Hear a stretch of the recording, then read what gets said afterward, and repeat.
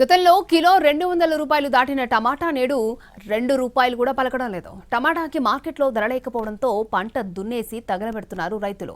ధరలు పడిపోవడంతో పెట్టుబడి కూడా రావడం లేదని వాపోతున్నారు సంగారెడ్డి జిల్లా శివంపేట రైతులు. మార్కెట్లో ఒక్కో టమాటా బాక్స్ ధర 50 రూపాయలకు మించి రావడం లేదు. దీంతో వేసిన టమాటా పంట మొత్తం తీసేసి తగలబెడుతున్నారు. మరికొంతమంది రైతులు గిట్టుబాటు ధర లేకపోవడంతో పంటను కొయ్యకుండా వదిలేస్తున్నారు.